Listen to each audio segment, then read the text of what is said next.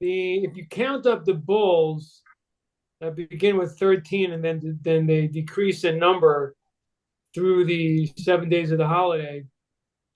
So I'm not very good at math. I've never done the exact math, but evidently there are 70 of them. So, well, it's not so hard to figure out if you're starting with 13, 12, 11, 10, and there's 7 days, so if they're, so that's how it works out. Um, so the number of bulls continued to reduce the number, and the number representing the children of Israel, I guess, and this is in the tradition, is the 14 sheep. The 14 sheep remain the same. And the number of bulls decreased. But then again, they're bulls as opposed to a sheep. There's obviously a huge difference between a bull and a sheep in terms of what kind of an animal it is. A bull is a very powerful, large animal, represents strength in a lot of cultures. And a sheep is the opposite, just the opposite. It's an animal that's often seen as timid, an animal that's maybe easily scared. So they're very different animals. But yet, the 70 bulls, they decrease, and the 14 sheep remain constant. So, one of the themes of the holiday is the relationship between the nations and the children of Israel. And, you see this in a couple of the Haftorahs, in a couple of the readings from the prophets over the holiday, particularly in the beginning of the holiday of Sukkot, in which we read about the end of days, in which we read about, well, the nations, the enemies of Israel, laying siege to Jerusalem, famously in some famous verses there, laying siege to Jerusalem. I should try to look it up here. And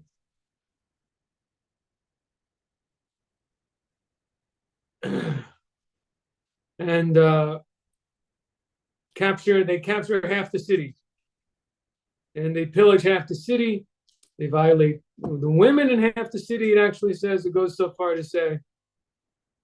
And then things turn around, and famously, I assume that's the reason why Mount Olives is a common burial place. It says that Mount Olives will split, and there'll be a terrible earthquake. And after that, things are going to change around, and God will then make war against those nations who came to, attack Israel and plunder Jerusalem and destroy and, kill the Jewish people, and to, I guess you could say, oppress them and exterminate them possibly. And God will wreak, how should I say, make war against them, and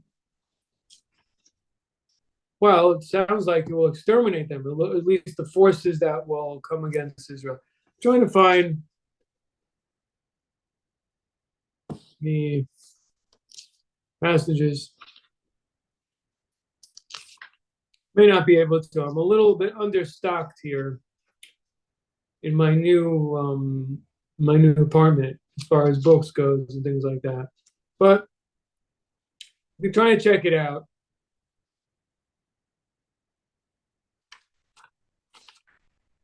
it's in Isaiah.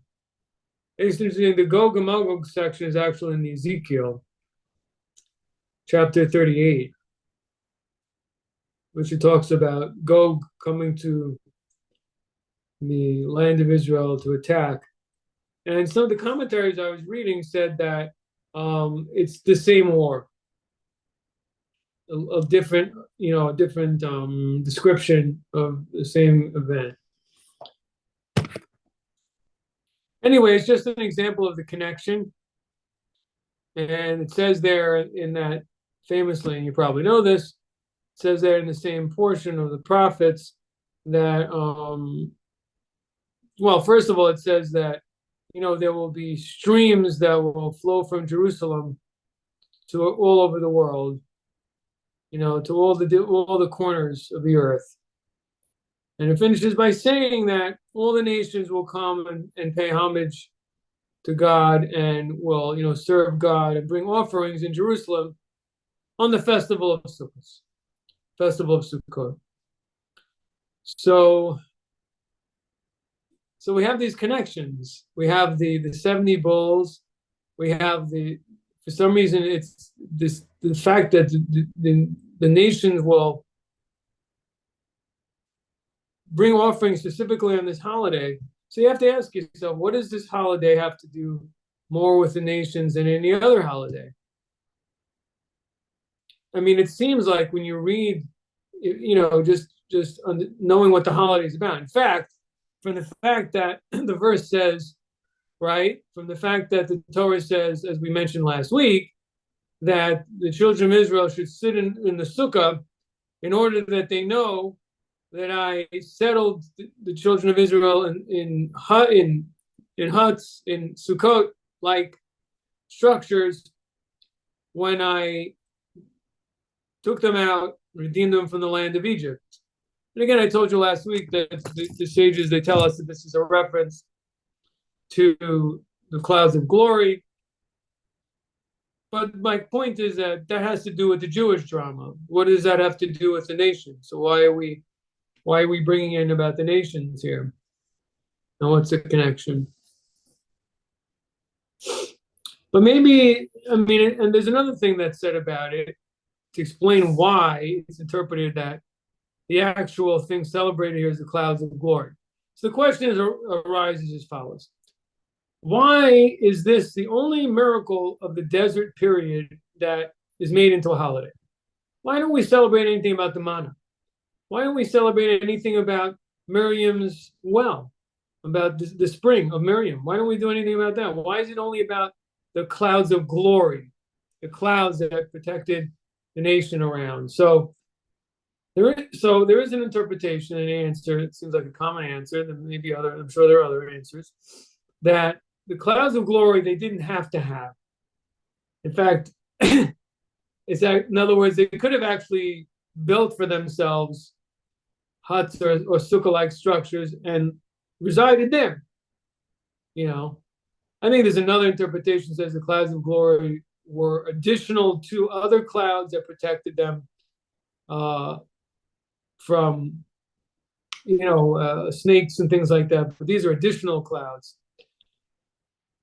So, in other words, this is a bit of a luxury. This is a bit of an extra. This is something they didn't have to have, but it's a sign of godly love. I guess you could say from that perspective, it's a sign of the special relationship. So basically, we have an idea which is a little bit hard to wrap our heads around, but very profound and very, very important. And that is that the uniqueness of the Jewish people, even though it's their uniqueness, is not just for them. It's for everybody. In other words, through Israel's uniqueness, all of the nations are blessed, right? And so this holiday represents Israel's uniqueness more than any other, because although you think giving of the Torah, what represents the uniqueness more than that, right? That's what you'd think. But from a certain perspective, another thing is this is something that was open to all, right? Everyone could see this. Everyone knew about the giving of the Torah also. So,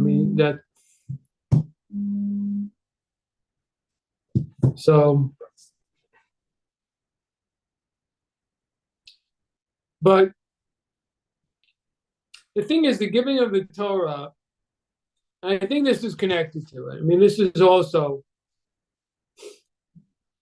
the giving of the Torah obviously made Israel unique in a very fundamental way.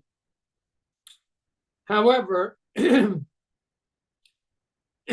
could say that the giving of the Torah was something that the world, it actually was like the manna. Giving the Torah and manna are the same because manna is food and Torah is food.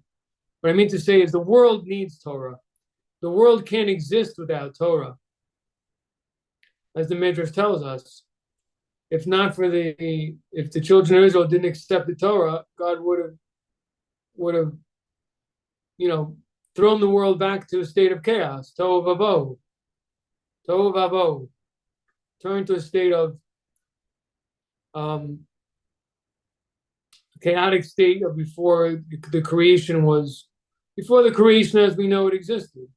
In other words, in a state of, in a physical sense, in a state of mixed gases, and I don't know, of being non-being, of just a big mess.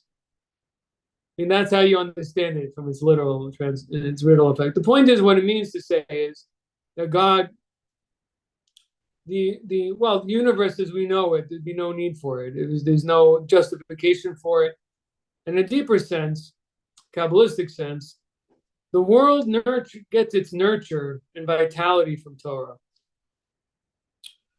God bridges himself to the world through Torah. Without Torah, there's no link between this world and the divine. And if there's no link, then there can be no existence. In other words, God is unknowable. He's only knowable through Torah. He only becomes limited through Torah. So the mystics tell us that God's, quote, light, his energy, if you could say, but his influence, his vitality, the conduit for it is the Torah. So in other words, even everything you see around us, everything, whether it's nations themselves, whether it's different governments, those are these small things, but the mountains and the heavens and the seven seas, so to speak, as they were called, and everything that fills them, and all the fields, right, and everything in the woods, everything comes from Torah. That seems hard to understand, but in a more rational sense, the point is, it's all justified to say. But I mean, in a mystical sense, it means much more than that. It means that it's only somehow the Torah represents God limiting himself through wisdom and all the other traits in which he communicates his will, which is what the Torah is. So the point of what I'm saying is that for a certain perspective, the Torah, the world needs it. Even though there's nothing more wondrous than it and more divine, but at the same time, it's a necessity of the world. While the clouds of glory, I think there seems to be this implication that it wasn't needed. It's an extra. So it particularly shows God's love. You could say it this way.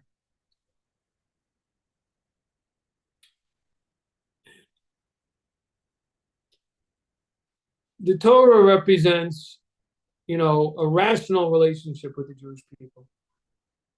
The clouds represent a supra-rational relationship with the Jewish people.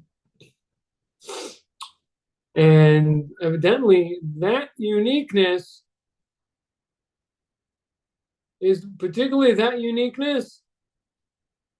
elevates the nations also. Don't ask me to explain that. But we see this as a fact here. So what can we glean from this? We can hardly understand such deep concepts. What can we really take away from it? Well, we can take away the other message of Sukkot, which is unity. The idea of a sukkah is many people sit there, people come together there. the clouds of glory covered the entire Jewish people, the entire children of Israel. And it represents the idea of unity. And really, that's a lot of what Sukkot is all about. And the fact that the nations, too, are, whether the numbers decrease or not, but the fact is that they're relevant, that they're involved in the story here, I think is really important. And it shows that this is a holiday about really universal unity, and so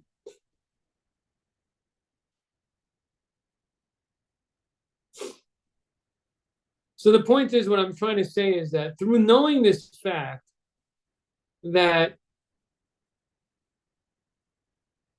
the nations are, they ascend, how should I say it in a different way? Their meaningfulness and their uniqueness stems from Israel's uniqueness. I could say it in a more simple way, and I saw this, I've mentioned in the past, there's a writer by the name of Dr. Livni, or Rabbi Livni. I mentioned him before. I gave a very provocative class about his teachings many years ago, in which he discusses his views about Christianity, Judaism, things like that. Interesting book. It's called, very philosophical. He was a professor in Israel. He was a French convert to Judaism. Very, very, very, very special man, for sure. Anyway, one of the things he talks about this topic, and so to bring it down to earth a little bit, I'll say it to you this way. It's kind of, he gives a couple of examples, but the point is that the unique people in mankind, they raise up all of mankind, and they give more richness to all of humanity. I mean, I think that's a pretty simple concept. It doesn't even just go for the Jewish people, the children of Israel, can go for others. And he gives examples that, like a musician. I mean, the fact that mankind produced, a Beethoven, or a Mozart, this gives more richness to all of humankind. So that's obviously on just on a more human level. But here we're talking about vis-a-vis God, I guess you could say. We're talking on an eternal level, I guess you could say, is that the Jewish people give a certain, richness, but a certain eternal quality. Maybe you could say, certainly it gives all of mankind a kind of divine relevance. Just like scientists and musicians give mankind a certain relevance in relation to their field. And that all humanity can appreciate it, and all humanity can touch it and study it or relate to it, have knowledge of, these great people who stood out. Maybe that kind of explains why this holiday, unless I said again, which is above a rational connection to Israel, is the one that really represents the nations even more. Because on a rational level, you may be able to distinguish between Israel and the nations. Well, I mean, in many levels, obviously there are distinctions, but I guess my point is, well, I'll say it this way. The fact that Israel is on such a high level is a testimony that the nations will be brought up to a much higher level also. So, in other words, if all of Israel will be brought up on the level where they'll manifest a suprarational relationship and love between them and God, in other words, a very deep, essential intimacy, then kind of like, if they're bumped up, all of humanity is bumped up. And this is actually what it says in rabbinic works, and obviously it's not really just that. The prophets themselves say, all the world will be filled with the knowledge of God, as you all know, quoted many times. But as Israel will be raised up, all the nations will follow. So maybe that's why this holiday is so special, because it represents that fact of Israel being raised up on a messianic level. I think again, this is based on Chabad, Hasidus, but the Sukkah represents a messianic level of relationship. It represents a messianic period of revelation between Israel and God. And obviously that also, ends up flowing to the nations also. And so I think that's really what this is about. So as the children of Israel reach up, so all the nations are also raised up. And obviously the children of Noah, who were pious Gentiles, as they call it, but pious among the nations, will remain, will also have a portion in the world to come, which is even beyond the Messianic age, which is a later period, which is a time of divine reward, which is beyond, this is an eternal type of reward and revelation of God that is, no human being can really can relate to it. No human being can understand it, because at least not in our physical minds, as where our worlds are, here mundane, and we live, 70, 80 years, as King David says in Psalms, and that's it. That's a reward that's an eternal reward. It's a reward that has to do with basking in, quote, God's light, an intimate, close encounter, a close encounter with the divine. And so that's what this holiday, I think, really represents, is this final event, this final relationship. I mean, at least it's like we're looking back and we're looking forward. We're looking back at what happened in Egypt, but we're also looking forward to the time to come, is what the Sukkah represents. And the idea of the bulls decreasing, I mean, it couldn't be, it's obviously, well, first of all, let me just say the bulls represent the fact that the nations, as I've mentioned many times, they have, their basically their strength and the richness of their culture and their different talents that they have meaning. That's why they're represented by a bull, which represents a big, strong animal. It's because to say, yeah, there's a recognition of this truth of the value of the nations, and obviously in the Torah, in the Pentateuch, I mean, it mentions often about God, about the nations. I mean, the King David says that nations will praise you, and so on, and so, but that's the first point. But the second point is, so on the one hand, we have the talents and achievements, the gifts, worthy gifts of the nations, but yet it's decreasing. So, I mean, I believe metaphorically, the decreasing has to do with the nations more and more humbling themselves before Israel. But I'll say that in a little more of a nuanced way, and maybe a little more true. What I mean by that is, in other words, that they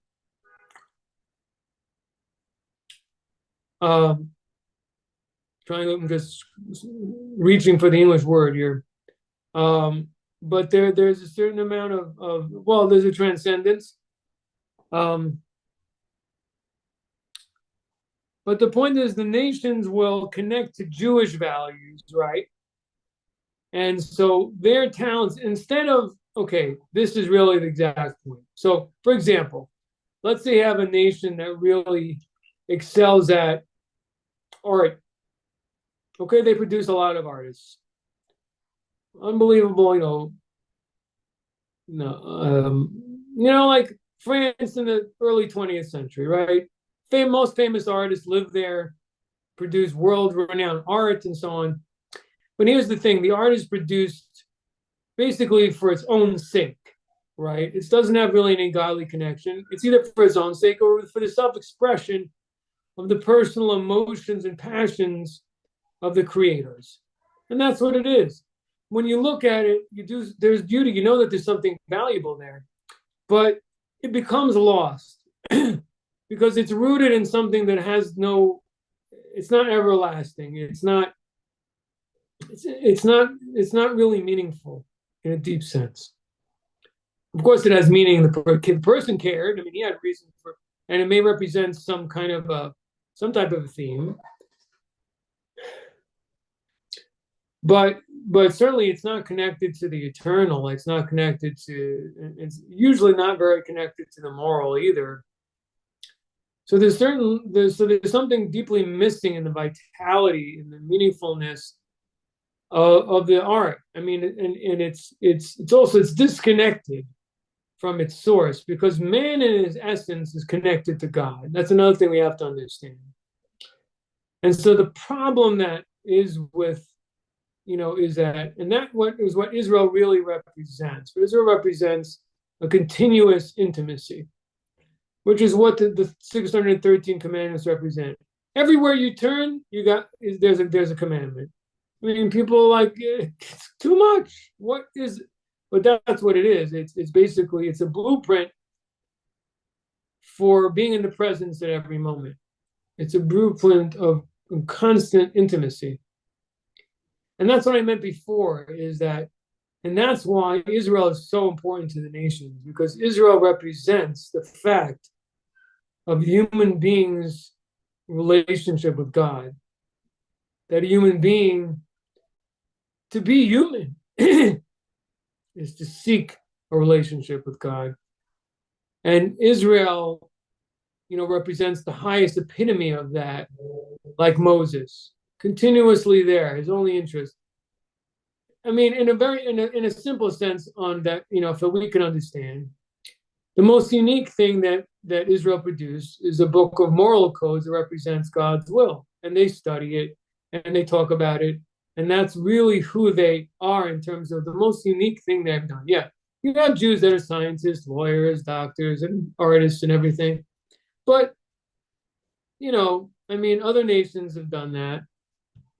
And often those who've done that, they're not fully themselves, because it's not something really, quote, Jewish. They've assimilated into other cultures and they have certain talents, but that's not really something unique. They're a human being and they're expressing their humanity, but they're not expressing anything particularly Jewish. So to be Jewish is to be intimate with God. To be Jewish is to seek to go up the mountain, to ascend the mountain, being close to God. Without Israel, humankind would be cut off from that completely. They'd be just feeling around in the dark. And a human being, now that there's the Jewish people, so everybody has some flicker, some shadow, some relationship. We're all human to that idea. And that's what I meant before, that all mankind is raised up by this quality. In that it says, it says that we all are connected to that. It's kind of like, again, within Israel, the priestly class and the rest of the people. It's the same idea. It's just more macro. Now we're talking about the world. The priests were in the temple. At the center of the Jewish people in Jerusalem was the temple.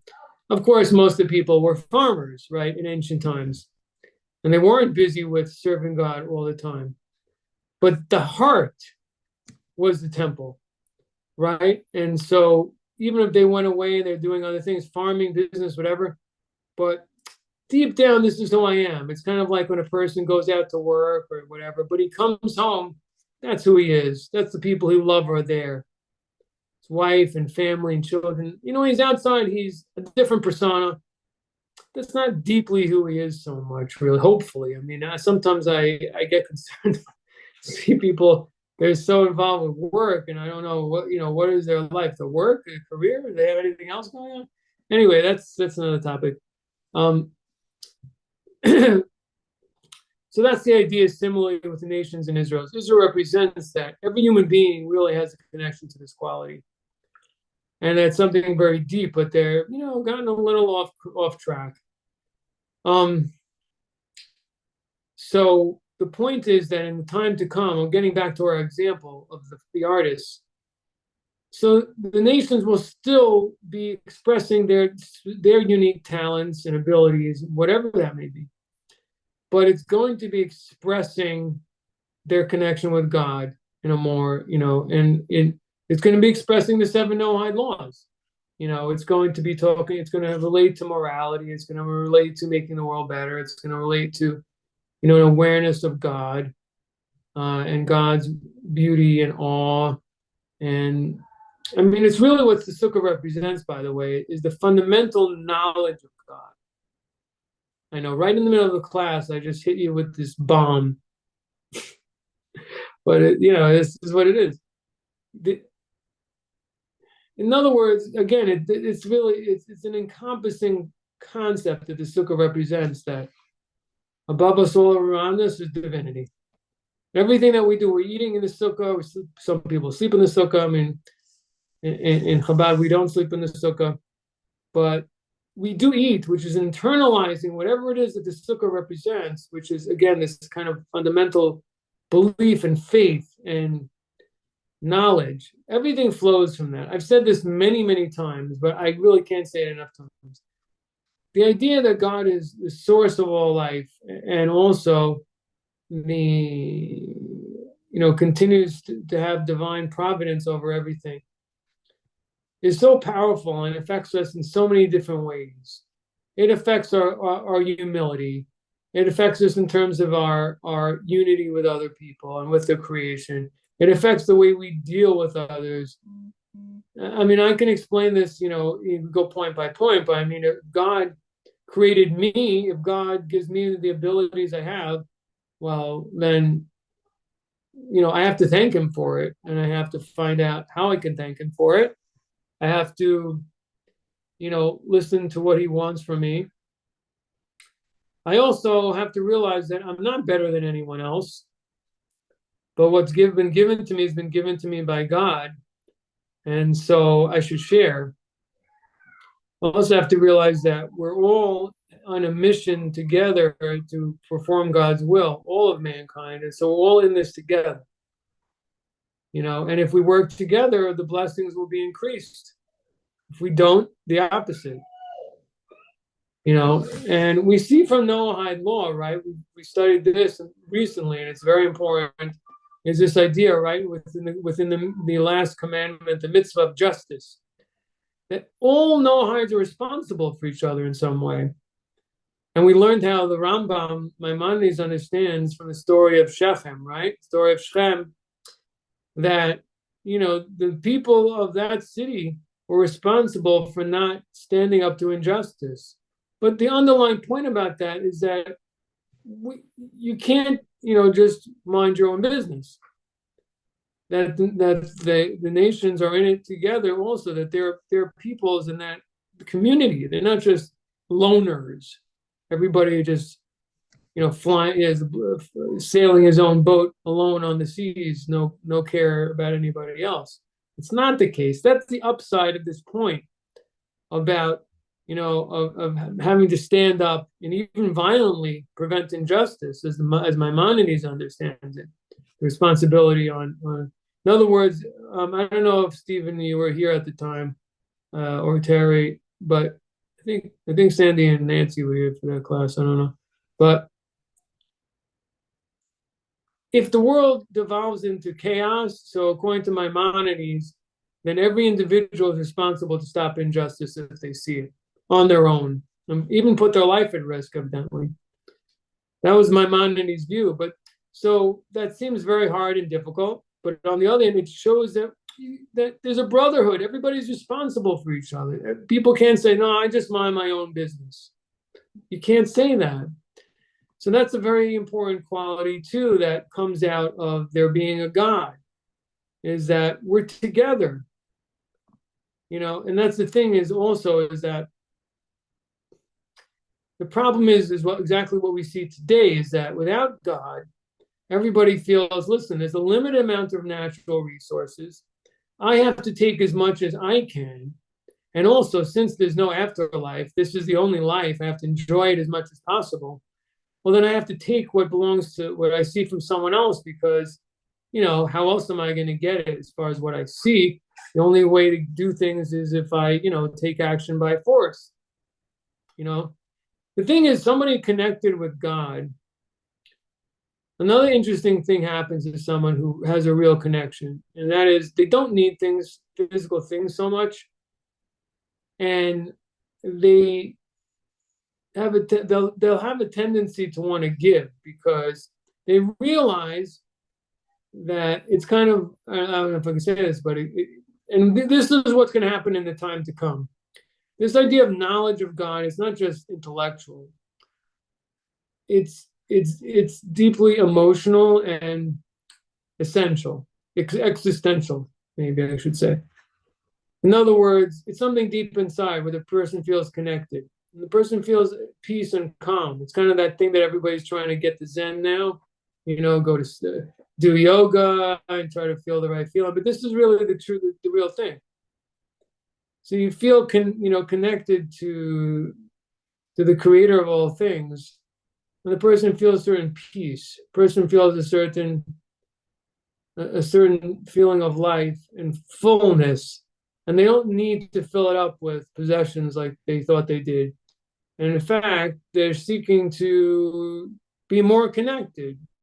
And one big way to be more connected is to give more, to do more acts of kindness in a way you emulate God.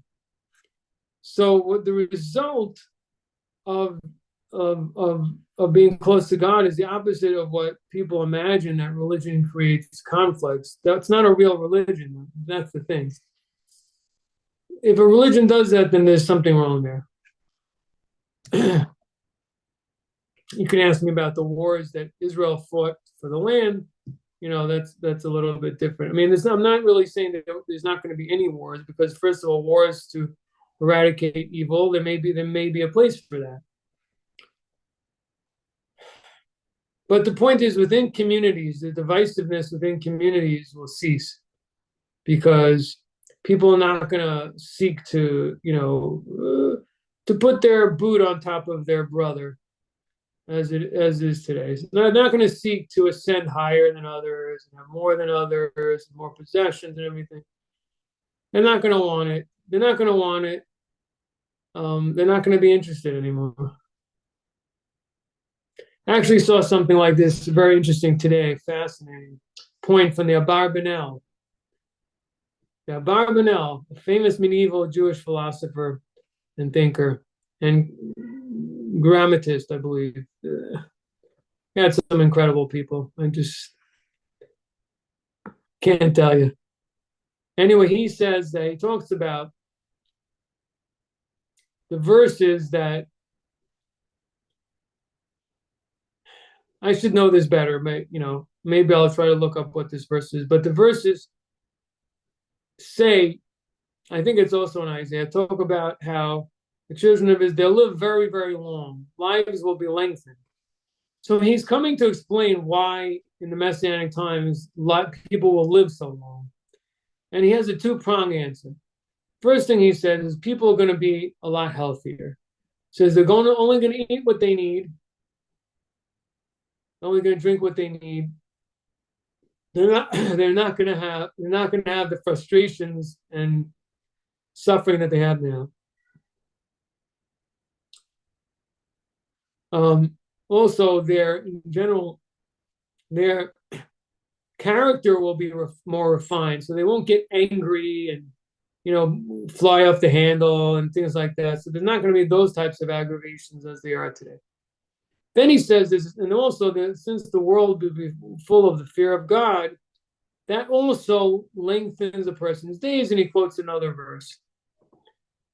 So again, what's the idea of fear of God? It's very similar to the knowledge of God, but the point is the person's connection with God will it will draw down onto the person, holier levels, higher levels of soul, which will vivify, vitalize the body more than now. Look, the soul is eternal, right? So the more connection the body and the soul have, the stronger the body is going to be, the longer the body will live. Death is disconnection between the soul and the body. So if you have a more stronger soul, and the soul is more connected with the body because they're more congruent, they're more harmonious, then the body itself will be healthier and exist longer. So these are the answers he gives. So this is so these points obviously relate to the nations as well. And it relates to the Sukkah, because the idea is that what brings this on is the knowledge of God. It's the central point. It's really an amazing thing. If you look at how many ills are related to a lack of knowledge and fear of God in a real sincere, deep way. I'm not talking about religious practice.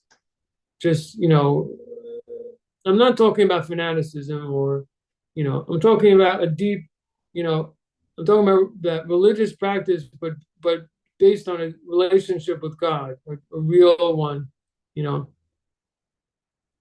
So, in other words, the commandments are done with, love and fear of God, a connection, etc. Anyway, so the point is that that's what the Sukkah represents. Sukkah represents, the above. The schach is above. It's God's protection, but it's our knowledge of God's greatness above us and our constant awareness of it.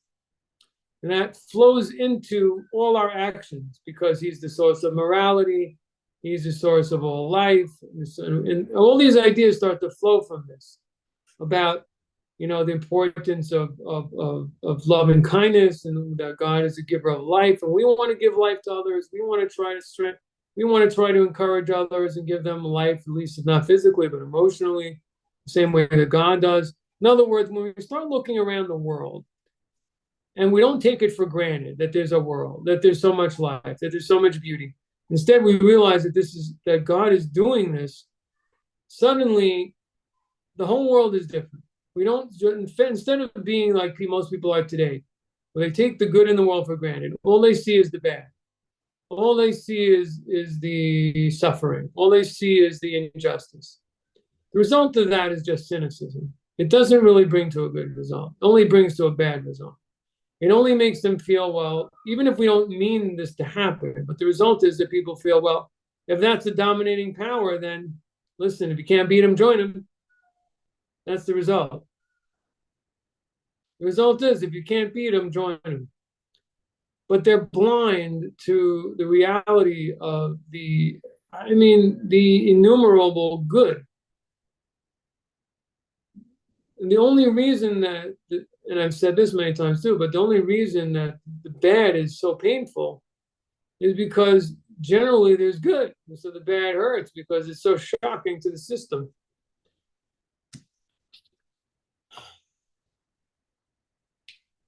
But, okay. So, bottom line, I guess, is, as I'm saying, is the Sukkah represents the relationship of Israel and the nations. It represents unity. And overall, it represents a knowledge of God, which means an intimate relationship, feeling of connection with God, and understanding him, and feel an awareness of him. We can't really understand God, but we can understand how he relates to us and how he interacts with creation, right?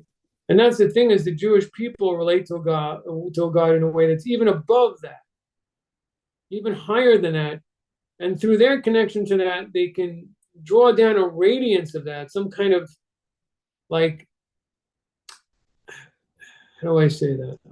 Some type of residue of that to all of the world. So that, in other words, all of the world can go up to a little bit of a miraculous level of relationship, and bring miracles. The same way, it's kind of like, when the miracles happened to the children of Israel in Egypt, all the world saw, right? In this very strange way, Egypt really, there was a certain merit in them being exposed, even though they were punished. And this is a kind of a deep, and maybe, we don't want anyone to get hurt or punished. But at the same time, they experience God. And look at it this way. It's kind of like somebody in a certain kingdom has been sentenced to a punishment. Let's just say lashes, for example. Now let's just say that instead of like the punisher, executioner, or whatever it is, the prison guard whipping him, the king himself comes out and does it. All his robes and everything. On the one hand, it's horrible, but on the other hand, it's incredible. Man never saw the king before. And he may be thinking to himself, you know what? I'll live through this. This is incredible. I can't believe I saw the king. That's unbelievable. No one's ever seen him. See what I'm saying? So in a certain sense, Egypt, from a certain perspective, they actually merited the experience in a certain sense, because they experienced God's miraculous side. Nobody had seen that in a long time, right? So in fact, those in Egypt that had enough good in them to connect to that must have been strongly affected, and obviously they were. That's a lot of the mass multitude that left with the children of Israel, right? So many of them must have been Egyptian.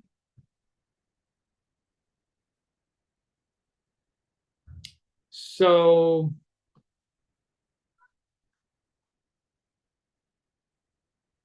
I guess what I'm saying is something that's innovative, in that what I'm saying is that even when the nations will be punished in the Messianic age, even that, in other words, even that is a tremendous thing. Well, obviously, people who will merit to it will be affected by it among the nations, and they will change, and they will, just as it says in the Bible, right, in Exodus, that the Egyptians who feared God, they gathered in their livestock and cattle, so what does that tell you? That they've been affected, they've come in contact with the divine. So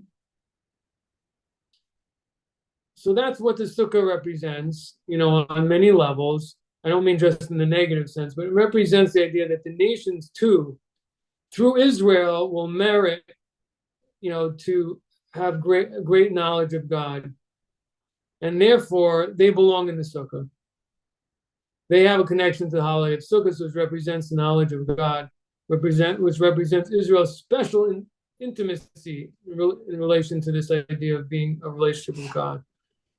And that they're a conduit for nations, and also that, they, being part of one of the, outside, but, look, they're one of the nations, so to speak. Unique, but contributing this incredible divine element to humanity. So it's also, so it's a holiday that hopefully we can create a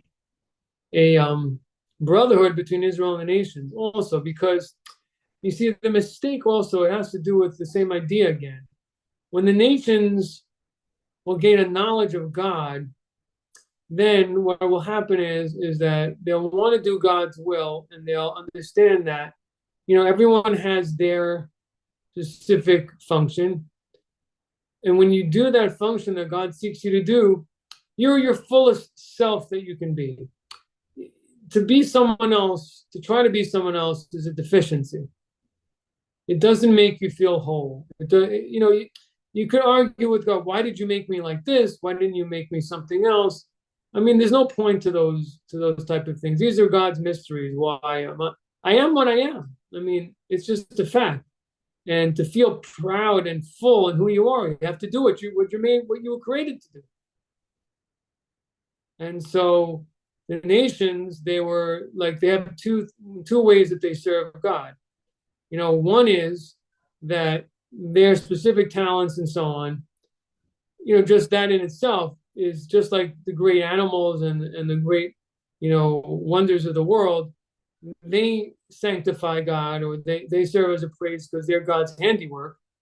So do the nations, being God's handiwork, and obviously also being a human being, having intellect and so on, and being in God's image. So their particular talents and everything, that praises God. And when the nations will do those things, like I said, art, building, science, with the intention of that they're doing it in order that they can be emissaries of God as in a way of expression, like an angel. Is that what an angel is? Angel is a creation. It's not God, but it's doing God's service, and through it, God's power is revealed. If an angel gets involved, in creating a storm, all the physical weather and whatever, it's all related to the angels. It's done through angels. So what does that tell you? That through angels, God is praised in the world. Through the angels, because they act as conduits for God's power.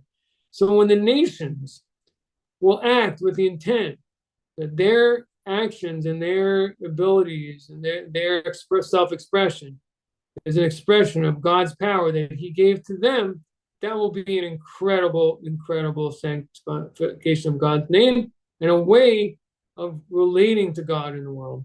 The other thing that they do is maybe really, in a certain sense, a higher thing, and that is assist Israel. Assist Israel.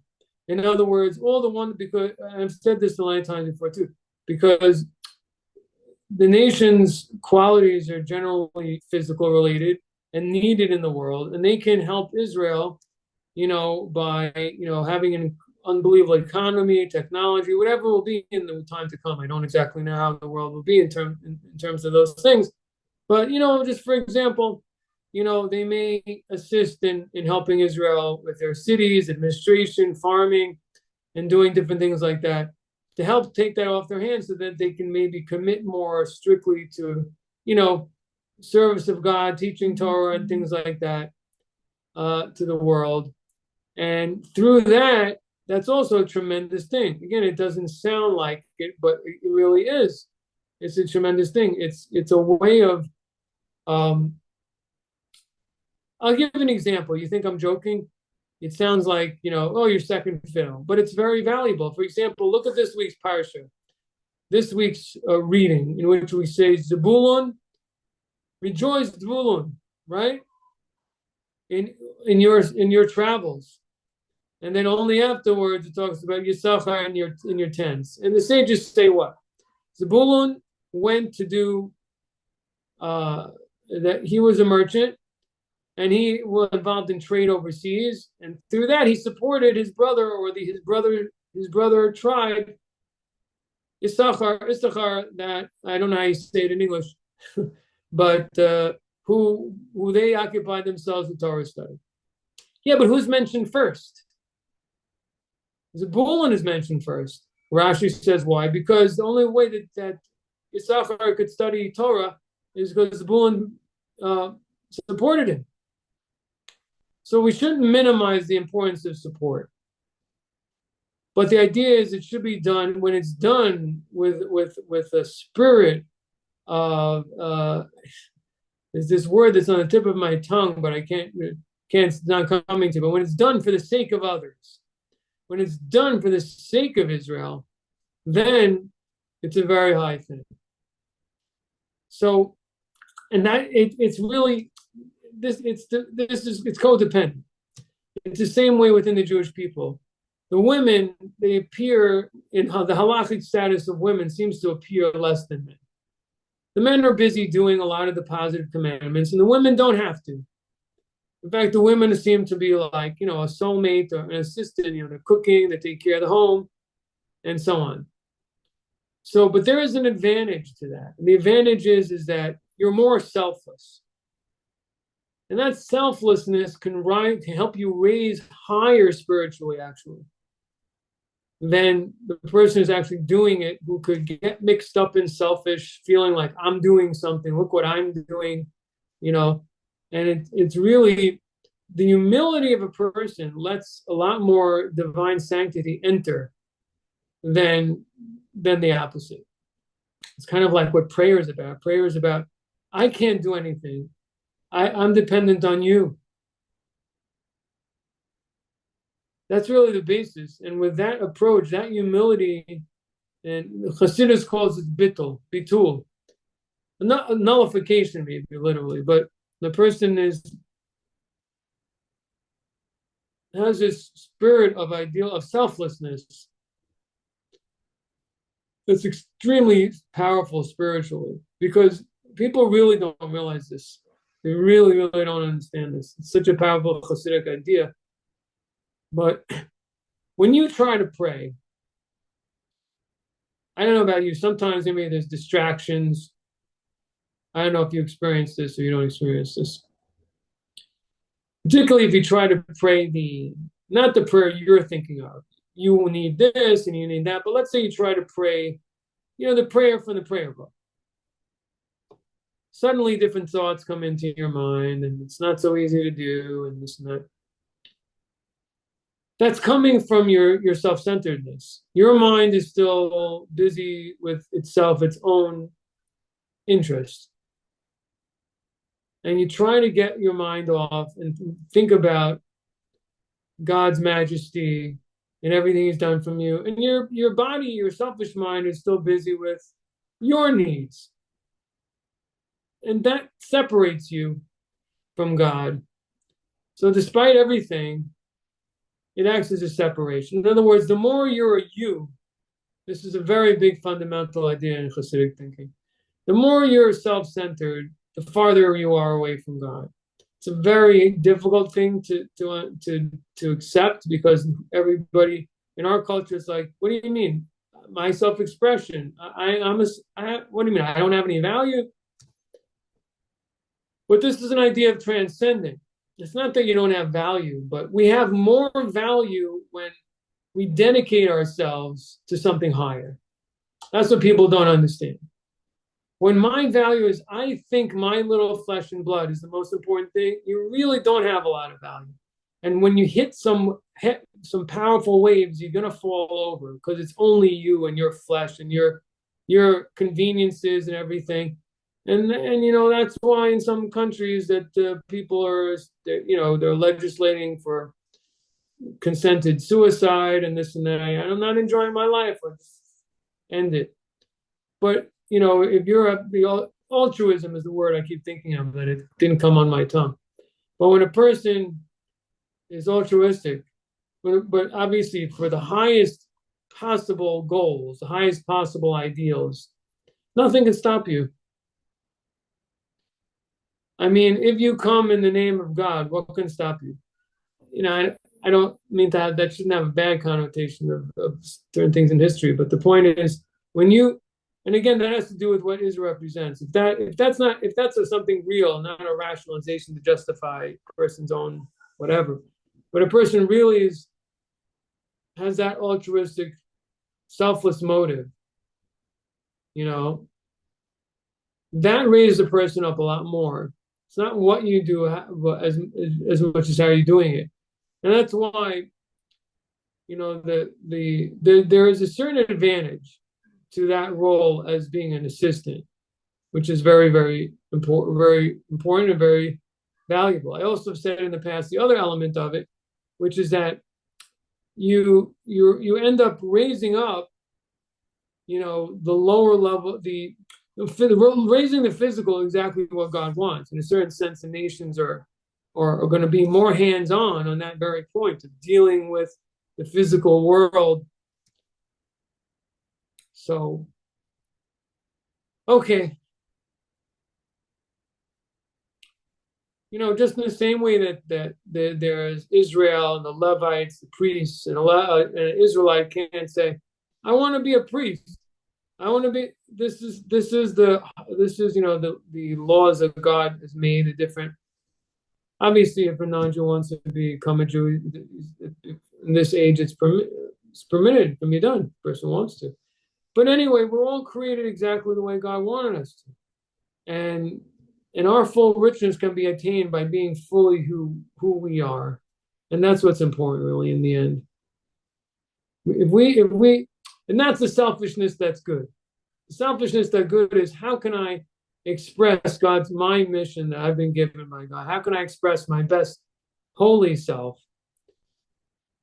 So that's the idea of the decrease in the bulls. The decrease in the bulls is the increase in the selflessness, right? And the how do I say, the becoming more subject and more